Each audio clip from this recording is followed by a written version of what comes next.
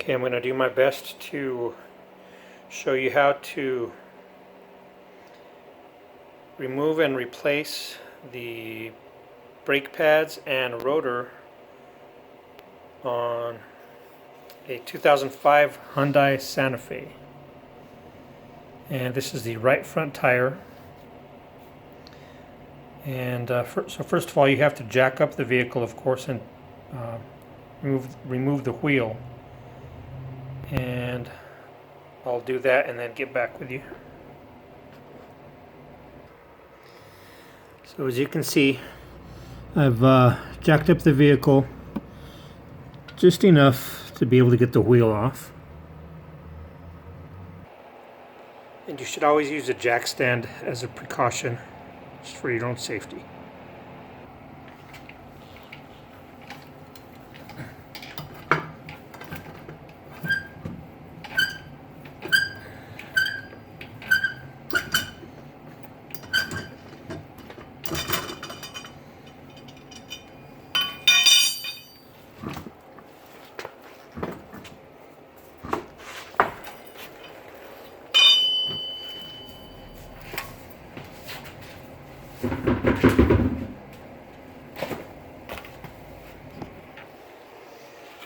So once you remove the wheel,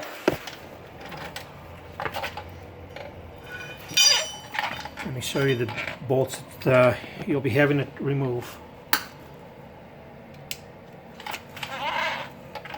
So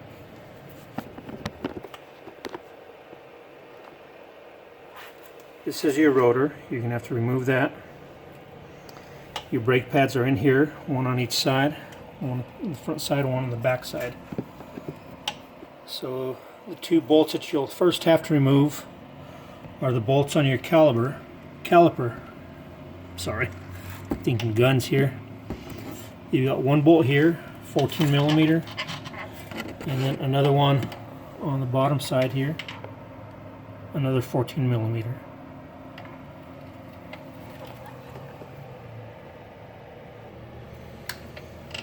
So sometimes these bolts can be very hard to take off. So what I like to do is I use the rubber handle of a hammer and tap it a little bit, and that will help to loosen up the bolts.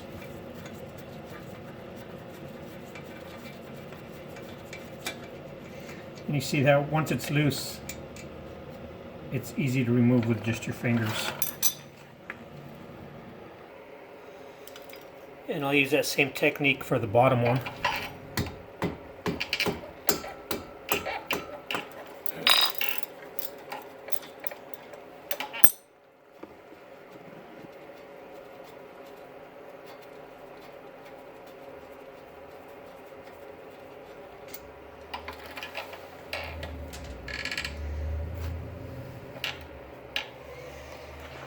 And so after removing those two screws, you should be able to remove the brake caliper.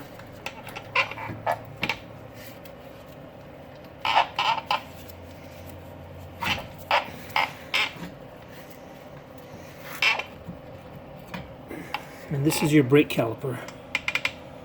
So it is connected, and you don't want it to hang on the brake hose, because the brake hose can be very brittle or just too weak. And this is a very heavy part. So what I like to do is I like to use wire ties, and I'll hang it up to the spring up here. So I'll do that and then I'll show you. So you can see what I did there is I just used some zip ties to hold it up to the coil spring, just to keep it out of your work area. It's a very heavy piece, so I just doubled up some wire ties just to hang it and keep it off the way.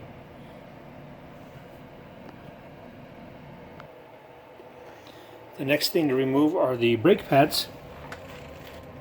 So you've got this one on the front side. So all you need to do is pull back on it,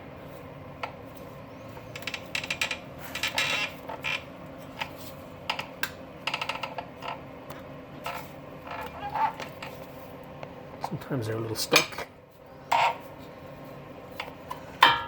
There it goes. So this is your outer brake pad.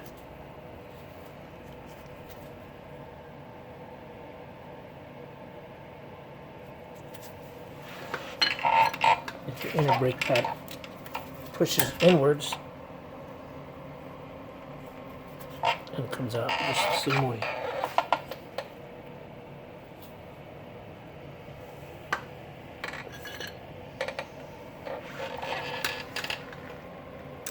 And those are held in place by these clips that just pop out.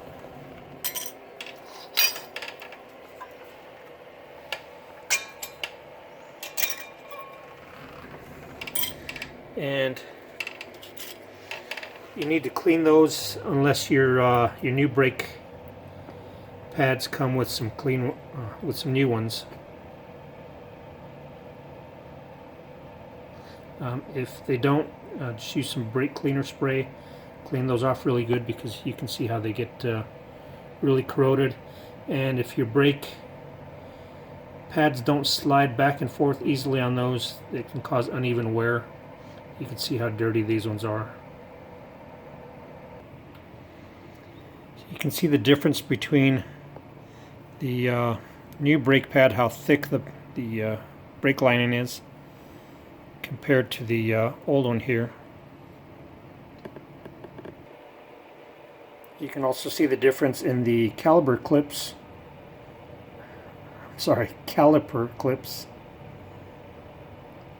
on a new one and the old dirty one. I'll be replacing those. So you need to also remove the caliper pins. So these on the back side, they just pop out.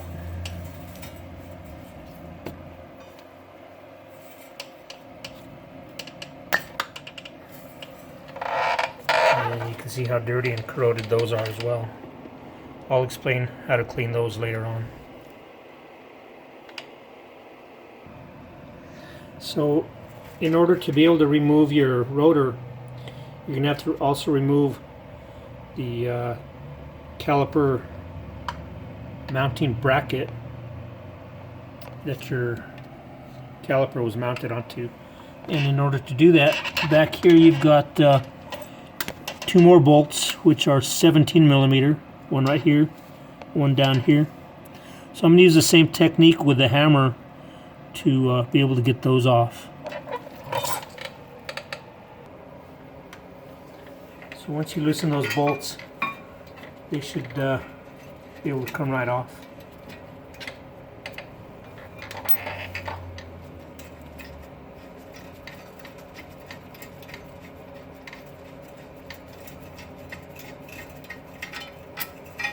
There you go, and then that bracket just slides right off. And we can set that to the side for now. So now in order to be able to remove your rotor, you've got these two Phillips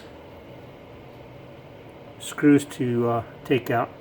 Sometimes those are rusted in, so what I'll do is I'll get a Phillips screwdriver and tap the back of it with a hammer as I'm twisting to be able to take those off. So it took a little bit of pounding and tapping to be able to get those out, but they're just real small machine screws once you get those out. So many times in order to be able to remove the rotor, you have to pound it with a hammer as well because it gets rusted and stuck on there. So what I do is I put my lug nuts back on so that I don't damage any of the threads while I'm pounding and tapping around it with a hammer.